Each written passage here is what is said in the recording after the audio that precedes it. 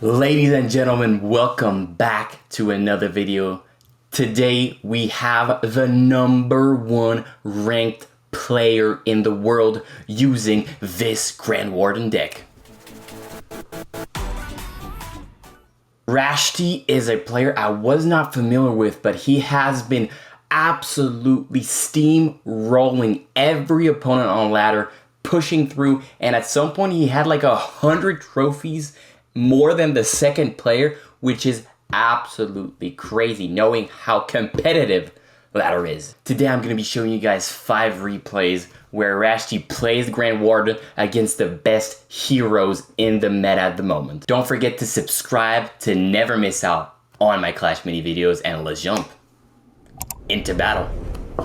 Alright, going up against Vanille here, playing a Skeleton King. Now against the Grand Warden, Skeleton King definitely struggles because there's so much shield on the board. Everybody is nice and tucked in. As you guys can see, round 1 here, Dark Goblin is going to be popping off, tucked in behind the Warden, and that's going to be a similar pattern during this game, where basically the Skeleton King and the Royal Ghost will never ever get isolations during this game. There's just too much shield on the board. We're gonna see a guard being placed right in front of that Warden. He's gonna have 20 shield. The Knight on the right, also extra shield.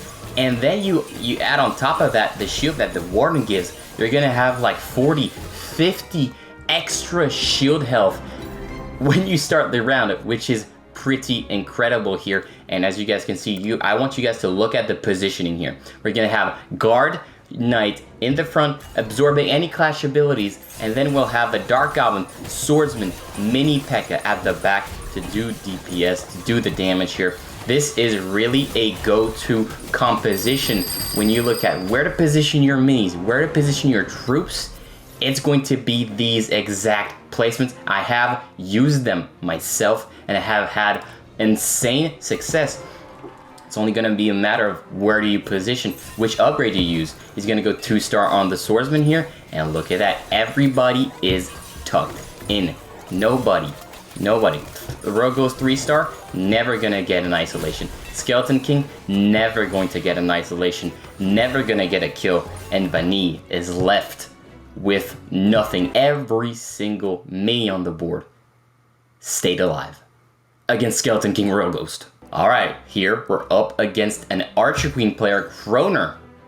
Now, it's going to be there are some variations with the Archer Queen where Archer Queen players are running Mega Knight, which is going to be very, very difficult, because if the Mega Knight is in the same lane, column, as the Dark Goblin, then the Mega Knight is just going to continually stun the Dark Goblin, not allowing our main DPS to shred through the opponent's troops, because the Dark Goblin is going to be the main damage dealer, just like Magic Archer in Kroner's deck, probably.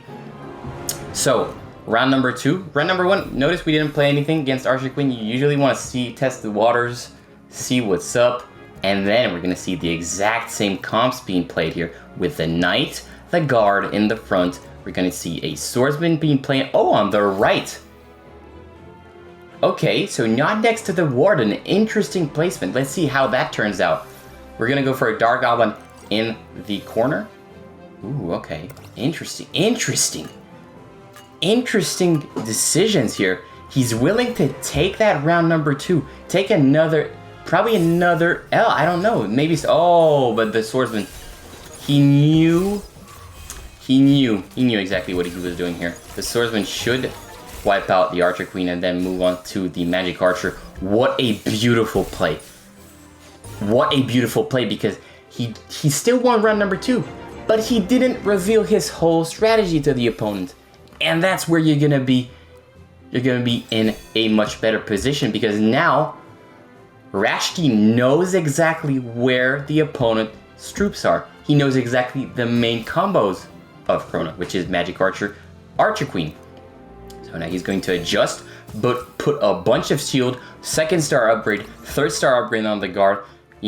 Really, I want you guys to look at the amount of shield already. Round 3, we didn't even place the Dark Goblin, which is our main DPS. But look at that, 20 damage on the guard, 20 shield on the guard. He's going to be taken out, but then the guard is going to pop back, give back the shield to, and just get insane tanking potential here. I don't know, the Magic Archer was hit by the emote, but we're still going to take round number 3 with the Grand Warden breaking. The great thing is there's so much shield on the board, the Grand Warden could do 4, 5, even 6 damage, or 7 at some point during the game. And that's really going to be your main DPS, machine. Later in the game, it's going to be the Warden with shields breaking. Every shield that breaks, it's an additional damage on the Warden. Right now, we're going to go for the 1-star Dark Goblin. First star Dark Goblin, really, really crucial because it is going to allow the Dark Goblin to infinitely stack up his hit speed. And that's what you want to do if you are a Dark Goblin. If your Dark Goblin is the main damage dealer of your troops. Now, unfortunately, he has a 3-star Magic Archer, which should wipe out our whole board. We're going to throw out the Crying Emote because the Magic Archer is going to be very, very painful to deal with. And notice how we don't place anything behind the Knight because we don't want the Magic Archer. Ooh, never mind. Maybe a Mini P.E.K.K.A. Mini P.E.K.K.A. The thing is, Mini P.E.K.K.A. is all instantly going to go to the right, so maybe Magic Archer is going to get 1 shot. Maybe not the greatest positioning because I think Magic Archer should get 1 arrow on the Mini P.E.K.K.A. Hopefully it doesn't cost us. He's going to go for the Freeze ability, an interesting ability, but the Magic Archer only going to pierce through the Knight. The Magic Archer really isn't getting too much value on the board, and right now the 3-star Dark Goblin plus the Warden, we've got the guard tanking, distracting the Magic Archer, and it should be enough to get us round number 5. I want you guys to look at how he handled the Magic Archer in this game. Absolutely precisely, and he made sure the Magic Archer wouldn't splash into the whole board, and denying Magic Archer value was the key to victory. Alright, now it's moving on to the Wave Master. So Wave Master, probably going to see Wave Master Royal Ghost. That is the go-to Wave Master decks at the moment. We are going to see Mini P.E.K.K.A. Swordsman being placed round 1. A lot of damage, a lot of DPS. We're not scared to commit in round 1, see what's up. And Danny with the Wave Master is going to go for a Mini P.E.K.K.A. 1-star, which should not get too much value. Swordsman is going to clean up the Mini P.E.K.K.A. and then move on to the Wave Master, which should not have enough damage to get round number 1. Grand Warden doing 4 damage a pop here. Beautiful. Absolutely beautiful. And Swordsman's going to clean up the job in round number 1. Very, very well executed round. Now we should be, going into round 2, we should not be, okay, never mind. We're actually going to place double tanks in front. Or not. Gotta throwing me off guard. So no, we're not going to play any additional troops. We're going to go for the 2-star Mini P.E.K.K.A. Very, very strong, especially when there's a Swordsman on the board.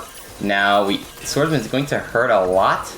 Ooh, the Wave Master gets deleted before even getting 1 ultimate ability. Beautiful. Wow. Danny throws out the bien jugado, the well played.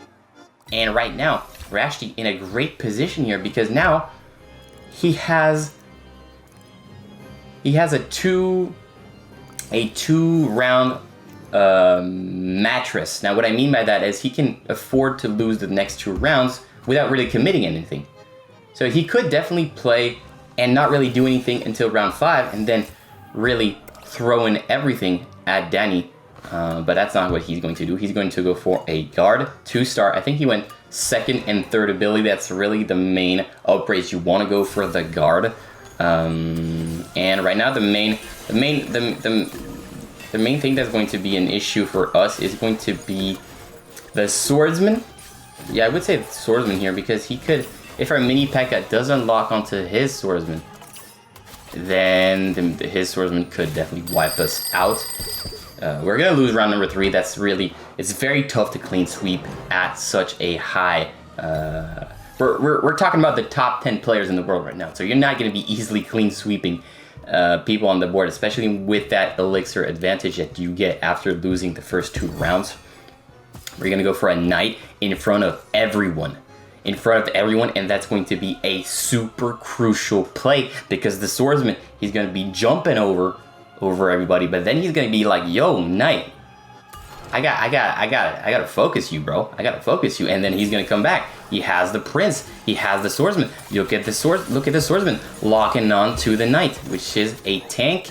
And right now, the swordsman is getting dissipated by the mini P.E.K.K.A. He's not gonna get an ultimate ability. And that is how you play the Grand Warden with such precision. Which, look at that, 8 damage. The Warden's doing 8 damage. What? Alright, moving on now, we are going up against the Countess, and we have the perfect starting hand with the mini P.E.K.K.A. We could potentially mini P.E.K.K.A. dissipate. We're not going to, we're going to go for the extra damage on the swordsman. That's exactly what we're going to do. Swordsman should one-tap the Countess, and we should make quick work of round number 1. We are definitely going to go mini P.E.K.K.A. dissipate. I feel like that's a crucial mini. He's definitely going to go straight away from that mini P.E.K.K.A. Who's going to dissipate the Mega Knight, who's going to dissipate the Countess, and then who's going to dissipate your Ewiz, and then your whole family. It's incredible. That mini P.E.K.K.A. getting so much value on the board. And now, round number 3. Round number 3 is going to be interesting. He's going to go for a guard on the Electro Tau. An interesting play that's going to provide additional stun on the Countess, which is exactly what you want. The Countess, once you can get her stunned, once you can limit her movement, limit her survivability, it's going to be GG's well played. Right now, Countess, let's see, she hasn't gotten killed. We're in the 3rd round. She hasn't gotten a single kill. Look at the guard, stunning the whole board. Ewiz coming down with the stun. Countess is going to get her first kill. The mini P.E.K.K.A. has the extra shield of the guard. He's going to get the Mega Knight. He's going to get the Countess. And he's going to clean sweep a top 50, top 100 player?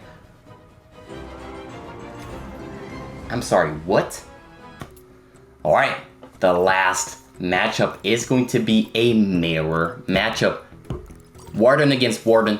Beautiful Warden skins that I have bought myself. A beautiful, what is it, like a space captain sort of vibe. We're gonna go for the Dark Goblin and the Swordsman with the stun. Let's see how our opponent plays. He's going to go for an Ice Wizard. An Ice Wizard. I have myself played a Grand Warden Ice Wizard combo because the Ice Wizard played it on this tile where the opponent played it is really nice because it can freeze the Dark Goblin on the right or on the left, which is really important against like a ghost player, so that the Dark Goblin doesn't walk up and gets absolutely murdered by the Royal Ghost. So right now, round number 2, we are going to go for a Dark Goblin shield and hit speed increase. The shield is going to be everywhere. And okay, so right now, Magic Archer going to pierce through the Dark Goblin without any more shield. But our Dark Goblin should be able to clean up the whole board here. Is he going to 1v1 the Warden? Warden has a lot of HP, but he doesn't have a lot of damage. You're gonna win with 1 HP. An incredible Warden here. So right now our opponent going for a totally different deck with Golden Giant, Magic Archer, Ice Wizard. We're not seeing any similar troops that are being played by the opponent. And right now, look at what he's doing. He's clicking on the Magic Archer because the position of the Knight means that the Magic Archer will pierce through only the Knight. Only the Knight. And the positioning, how he handles the Magic Archer. Look at that Magic Archer, only going to pierce from the Knight. Absolutely beautiful. Now, Magic Archer is going to move on to our mini P.E.K.K.A, maybe cleaning up the whole board. I don't know if Dark Goblin has enough DPS, has enough damage, but my goodness. What a beautiful 0-star Knight to take the aggro of the Magic Archer and get round number 3. Right now he's in a good spot. He's gonna go for a knight plus a 2-star knight, providing shield onto the whole board. We're gonna go for a guard, very interesting guard, because he's going to, you know, no, the knight is always going to, the magic archer is always going to take the aggro of the knight because of that, his ability, his clash ability. And look at the dark goblin, absolutely cleaning up the whole board. Dark goblin doing 4 damage a pop, Warden doing like 6, 7, 8, 99,364. This guy is something else. Alright, thank you guys so much for watching till the end. I hope you enjoyed some top tier gameplay, some top tier decision, strategic positionings to dominate ladder, because this guy has been sitting #1 for like a couple of days now, which is incredible knowing how competitive ladder is. Hope you guys have a great day, and I'll see you in another video. Later, fellas.